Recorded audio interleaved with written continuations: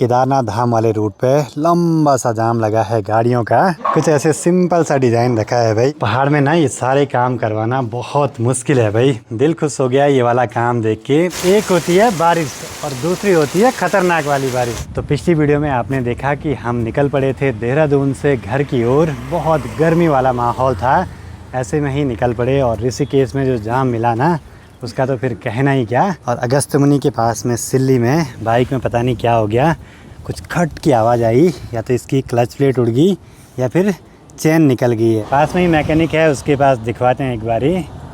और एक तरफ से ठंडरिंग हो रही है, मौसम गड़बड़ होने को भी हो रहा है। मेरे को तो चेन में लग रही है प्रॉब्लम, क्योंकि क्लच प्लेट उड़ती तो स्टार्ट भी नहीं होती बाइक शायद। अनिक ऑटोमोबाइल। ठीक ठाक, बढ़िया बढ़िया। अरे धन्यवाद धन्यवाद। और बढ़िया। अच्छा बाबा सब कटी थी रहे हम। अच्छी बात ये रही कि पास में मैकेनिक की शॉप है तो कोई दिक्कत नहीं होगी। चेन के हाल कुछ ऐसे हो गए भाई। बाबा टूट रही है ये। तो यहाँ पे दो भाई मिले हैं अपने, उन्हें गर्मा गर्म चाय पिलाई है भाई। देखते देखते बूंदाबांदी भी होगी शुरू भाई। अब इसमें एक दिक्कत होगी है कि चेन ही सिर्फ चेंज नहीं होगी, पूरे चक्के वगैरह चेंज होंगे। जबकि मैंने अभी 10-15 हज़ार किलोमीटर पहले ही चेन सेट चेंज करवाया था। बाकी ये सामने वाला जो गांव दिखाई दे रहा है, मैं वहाँ भी गया हूँ आज से करीब 10-12 साल पहले, जब मैं आर्मी की ट्रेनिंग के लिए यहाँ अगस्त मुनि में रहता था। नीचे शहरों में तो बहुत गर्मी हो रही है, रास्ते भर में भी। श्रीनगर तक तो कहना ही क्या। जैसे जैसे ऊपर बढ़ रहे हैं बारिश भी मिल गई और धीरे धीरे टेम्परेचर भी नॉर्मल होने लगा है। अब ऐसे में तो बारिश में भीगने का मन कर रहा है अच्छे से। और पास में ही देखिए मंदाकिनी नदी बहुत ही मटमैली हो रखी है आजकल। डेली बोला बारिश लग रही है पहाड़ों में। अच्छे के टायर की हर चीज़ चेंज हो रही है, कपलिंग, ब्रेक शू, बेयरिंग वगैरह सब चीज़ें। बाइक का काम तो हुआ कंप्लीट। 2300 रुपये का खर्चा आया यहाँ पे। खैर कोई नहीं, बाइक बढ़िया होगी, लेकिन बारिश लगी है अब। डेली आजकल यही माहौल है पहाड़ों में।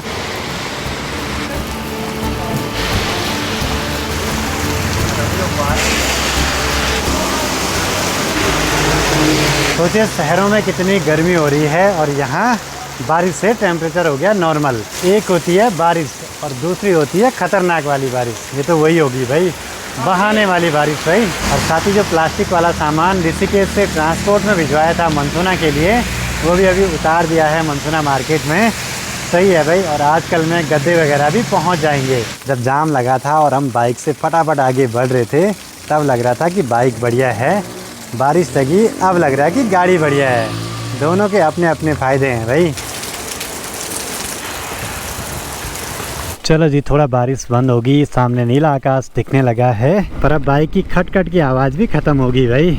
शायद उसकी चेन में ही प्रॉब्लम थी और वो आज टूटी गई। यहाँ पे थोड़ी सी बारिश से रोड में जहाँ देखो वहाँ सिर्फ पानी पानी भर गया। और गड्ढे गड्ढे में तो फिर कहना ही क्या। बारिश के बाद तो चारों ओर का माहौल बड़ा ही सुंदर हो जाता है भाई। जैसे जैसे हम केदार घाटी में आगे को बढ़ रहे हैं, माहौल और भी गजब का। हाट गांव के पास में कुछ दिनों में यहाँ रुपाई स्टार्ट हो जाएगी।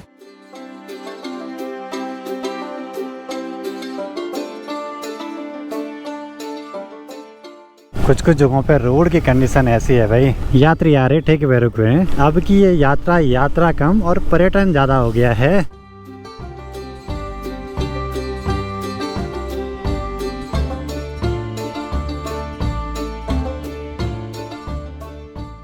पहुंच चुके हैं कुंड में। बस ये गाड़ियों की लंबी सी लाइन यहीं तक है। लेफ्ट वाले सभी जा रहे हैं केदारनाथ धाम की ओर और हमें जाना है राइट की ओर सीधे मधमहेश्वर घाटी में। सामने गुप्तकाशी मार्केट के आसपास सड़कों पे बहुत जाम लग रहा है। और इस वाले रूट पे चलते हैं केदारनाथ धाम से श्री बद्रीनाथ धाम जाने वाले यात्री लोग, जो कि चोपता तुंगनाथ होते हुए आगे को बढ़ते हैं। कहाँ आ रहे?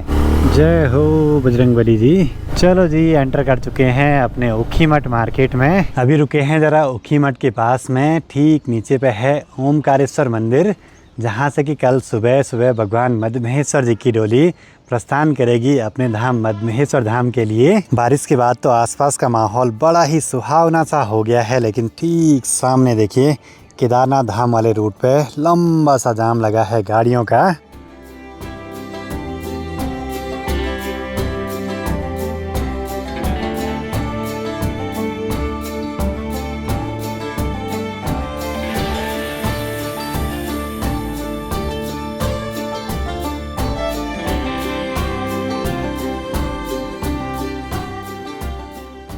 बाकी आज 18 तारीख है और आज चतुर्थ केदार भगवान रुद्रनाथ जी के मंदिर में भी कपाट खुल चुके हैं। यहाँ तो ठंड का एहसास हो रहा है भाई बाइक में चलते हुए। कितना टेम्परेचर का अंतर है शहर और पहाड़ों में। अपनी इस मधमेश्वर घाटी में आके तो बहुत बढ़िया लगता है भाई। प्रणाम प्रणाम प्रणाम प्रणाम प्रणाम प्रणाम प्रणाम।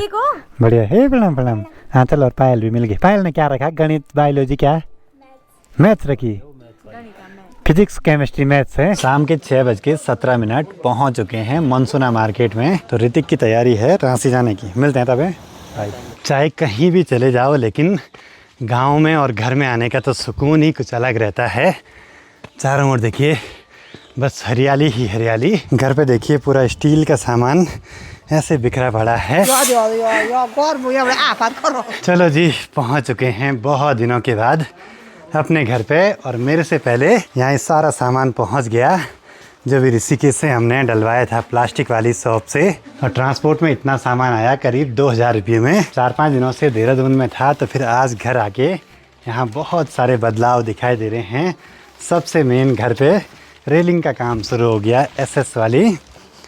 ये देखिए जी, कुछ ऐसा दिखाई दे रहा है। अभी तो बस फ्रंट पे हुआ है, इस साइड से अभी काम बाकी है। ऐसे रेलिंग हो रही है भाई, गजब। यहाँ तो सारा सामान बिखरा पड़ा है, अब जाके बढ़िया लग रहा है यहाँ पे भाई। कुछ ऐसे सिंपल सा डिज़ाइन रखा है भाई।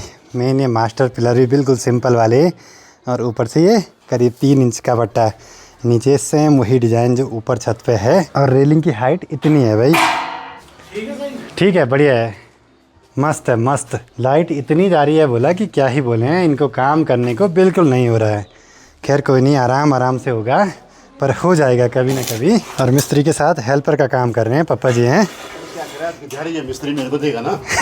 पहाड़ में ना ये सारे काम करवाना बहुत मुश्किल है भाई। मतलब कि छोटा छोटा सामान सब आता है शहरों से। दिल खुश हो गया ये वाला काम देख के। बहुत समय से इंतज़ार था कि कब रेलिंग का काम शुरू हो। सोचा था मैंने कि यहाँ पूरा ग्लास लगाएंगे, लेकिन अगर लगाता, अगर एक भी उनमें से फूटता ना, तब बड़ी दिक्कत थी। और इसी वजह से मैंने यहाँ पे कांच नहीं लगवाया। अभी तो यहाँ सीढ़ियों पे भी रेलिंग होगी, उसके लिए भी यहाँ फास्टनर वगैरह लगा दिए हैं। मास्टर पिलर बहुत सारे रखे हैं पूरी रेलिंग पे, जिससे कि मजबूत रहे। और मटेरियल सारा यूज हो रहा है जिंदल स्टील का, और इसमें ये है 304 ग्रेड का। मतलब कि अच्छा वाला मटेरियल यूज किया है, जिससे कि बाद में कोई भी दिक्कत ना हो जंग वगैरह लगने की। बाकी ये सामान भी थोड़ी देर पहले पहुंचा है घर पे। कुर्सी से ये स्टूल से ना, स्टूल। अभी कल मुझे लगता है गद्दे वगैरह भी पहुंच जाएंगे, और साथ ही कमलेश भाई की गाड़ी से भी देहरादून वाला सामान आएगा, पर्दे वगैरह का। माँ को कैसा लगा मेरे बिना? बहुत खराब है। सामान पहुंच गया, अब ठीक है। पहुंच गए। रेलिंग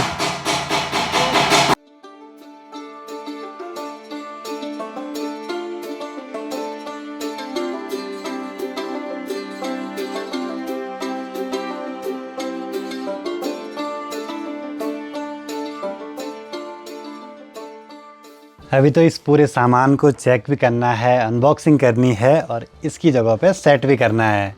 बहुत काम है भाई। बाकी ठीक सामने चौखंबा पर्वत भी दिखने लगा है धीरे धीरे। बाकी घर पे ये रेलिंग वाले मिस्त्री वही हैं जिन्होंने दीदी लोगों के घर पे अभी टफन ग्लास और रेलिंग का काम करा था। बाकी शाम के टाइम की लालिमा देखिए आकाश पे, कितनी गजब की लग रही है। अब बहुत दिनों के बाद घर पे आके तो बढ़िया लगता है भाई। बाकी एक सबसे जरूरी काम अभी फटाफट से तैयारी करनी है, क्योंकि कल से भगवान मधमेश्वर जी की डोली भी प्रस्थान करेगी अपने धाम के लिए। तो मुझे थोड़ा सा यात्रा में भी शामिल होना है, दर्शन भी करने हैं, और फिर हो सकता है मधमेश्वर धाम की ओर भी चला जाए यात्रा पे।